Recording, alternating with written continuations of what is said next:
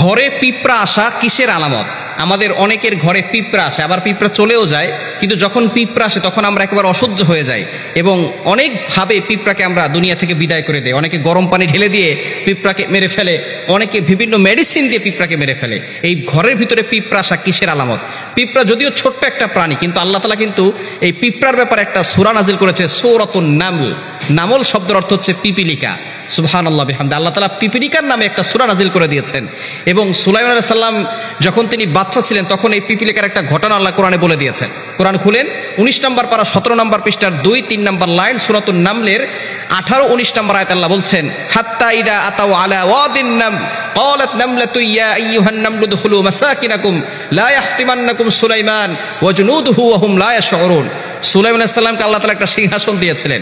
এই সিংহাসন দিয়ে সুলাইমান আলাইহিস সালাম সব জায়গায় যেতে পারতেন এবং সকল প্রাণীর কথা তিনি শুনতে পারতেন। সুবহানাল্লাহ। একজন বাচ্চা পৃথিবীতে এমন ছিল যিনি সারা পৃথিবীর সকল প্রাণীদের ভাষাও বুঝতেন এবং সারা পৃথিবী শাসন করেছেন। তিনি ছিলেন হযরত সুলাইমান আলাইহিস সালাম। এই সুলাইমান আলাইহিস সালাম তার এই দলবল নিয়ে সেখান থেকে যাচ্ছিলেন এক রাস্তা দিয়ে। তখন যে পিপিলিকার নেত্রী ছিল তিনি একজন নারী পিপিলিকা ছিল। এই নারী পিপিলিকা তার সকল পিপিলিকা বাহিনীকে বলছিল, ক্বালাত নামলাতু ইয়া আইয়ুহান নামলু দুখুলু মাসাকিনাকুম লা ইয়াহতিমান্নাকুম সুলাইমান ওয়া জুনুদুহু ওয়া হুম লা ইয়াশউরুন। তোমরা তাড়াতাড়ি করে তোমাদের গৃহে চলে যাও। সুলাইমান আলাইহিস সালাম তার দলবল নিয়ে আসতেছে। সুলাইমান আলাইহিস সালাম তার দলবল নিয়ে আসতেছে। তাদের অজান্তেই তাদের পায়ের আঘাতে আমরা কিন্তু পিষ্ট হয়ে যেতে পারি। তাড়াতাড়ি সুলাইমান আলাইহিস সালামের দলবল আসার আগেই তোমরা তাড়াতাড়ি ভিতরে চলে যাও। সুলাইমান আলাইহিস সালাম এই কথা শুনলেন, শোনার পরে আল্লাহর শুকরিয়া আদায় করলেন আর বললেন, আল্লাহ, একজন পিপিলিকা সেও কথা বলছে, নেতৃত্ব দিচ্ছে, একজন পিপিলিকার মাথায় কতটা বুদ্ধি রয়েছে। আল্লাহর শুকরিয়া আদায় করলেন, নিয়ামতের শুকরিয়া আদায় করলেন। হযরত সুলাইমান আলাইহিস সালামের আরো একটি ঘটনা রয়েছে। সুলাইমান আলাইহিস সালাম একবার নদীর পাড়ে বসে আছেন, এমন সময় দেখে দূর থেকে একটা পিপিলিকা তার মুখের ভিতরে একটা গম নিয়ে সামনে হেঁটে হেঁটে যাচ্ছে। নদীর পাড়ে যাওয়ার পরে অনেক সময় ধরে অপেক্ষা করছে। হঠাৎ করে দেখে নদীর কাছে একটা ব্যাঙ এসেছে। ব্যাঙ আসার পরে পিপিলিকাটা তার মুখের ভিতরে গম নিয়ে সেই ব্যাঙের মুখের ভিতরে ঢুকে গেছে। ঢুকে যাওয়ার পরে এবার ব্যাঙটা পিপিলিকাকে নিয়ে চলে গেল নদীর তলদেশে। যাওয়ার পরে সুলাইমান আলাইহিস সালাম মনে মনে চিন্তা করলো, হয়তো ব্যাঙটা পিপিলিকা খেয়ে ফেলেছে। কিন্তু কিছুক্ষণ পরে দেখে সেই ব্যাঙটা আবার উঠে এসেছে।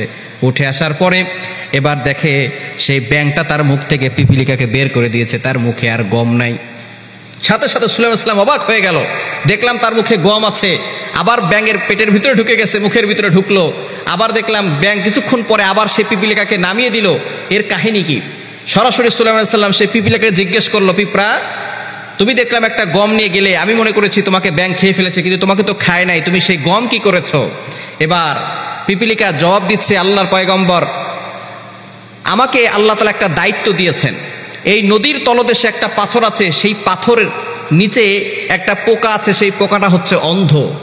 আল্লাহ পাক রব্বুল আলামিন আমাকে অর্ডার দিয়েছে 3 বেলা তার জন্য আমি একটা গম করে নিয়ে যাব এবং আমাকে সাহায্য করার জন্য আল্লাহ তাআলা ব্যাঙকে পাঠিয়েছেন। সেই ব্যাঙ আমাকে নিয়ে যাচ্ছে এবং আমরা দুইজনে মিলে তার জন্য খাবার, সেই গমটা তার জন্য এক বেলার খাবার দিয়ে আসি। সুবহানাল্লাহ বিহামদি। সুতরাং যারা আল্লাহর উপরে ভরসা করে, সে যদি অন্ধ হয়, আল্লাহ তাআলা তার খোঁজ খবর রাখেন। রিজিক নিয়ে টেনশন করছেন, রিজিক নিয়ে টেনশন করবেন না। এই ছোট্ট পিপিলিকার মাধ্যমে আল্লাহ তাআলা একটা গম দিয়ে অন্য একটা প্রাণীর রিজিকের ব্যবস্থা করতেছেন সমুদ্রের তলদেশে। সুতরাং আল্লাহ তাআলা যদি সেই প্রাণীকে খাওয়াতে পারেন, আমাকে আপনাকে আল্লাহ খাওয়াতে পারেন না? এজন্য আল্লাহর উপরে ভরসা রাখবেন। আল্লাহর উপর ভয় রাখবে, আল্লাহর তাওয়াক্কুল এবং আল্লাহর ভয় অন্তরে ফিট করবে, তাদের জন্য আল্লাহ তাআলা রিজিকের ব্যবস্থা করে দিবেন। সুতরাং এই পিপিলিকা হচ্ছে যেই ঘরে যায় সেই ঘরে খাদ্য থাকে, এই জন্যই পিপিলিকা আসে। খাদ্য খাওয়ার পরে তারা চলে যায়। এই জন্য যেই ঘরে খাদ্য থাকে, পিপিলিকা আসা মানে হচ্ছে ওই ঘরের ভিতরে আল্লাহ পাক রব্বুল আলামিন বরকত দিবেন এবং আল্লাহ পাক রব্বুল আলামিন সেই ঘরকে ধনী বানাবেন, ঘরের মানুষকে ধনী বানাবেন। এই জন্য পিপিলিকা ওই ঘরের ভিতরে আসে। পিপিলিকা আসা এটা বরকতের লক্ষণ, এটা কিন্তু খারাপ লক্ষণ নয়। বরকত নিয়ে পিপিলিকা আসে। এই পিঁপড়াকে যদি আপনাকে ক্ষতি করে তাহলে আপনি মারতে পারবেন, যদি ক্ষতি না করে তাহলে পিপিলিকাকে আঘাত করবেন না। এটাও আল্লাহর প্রাণী।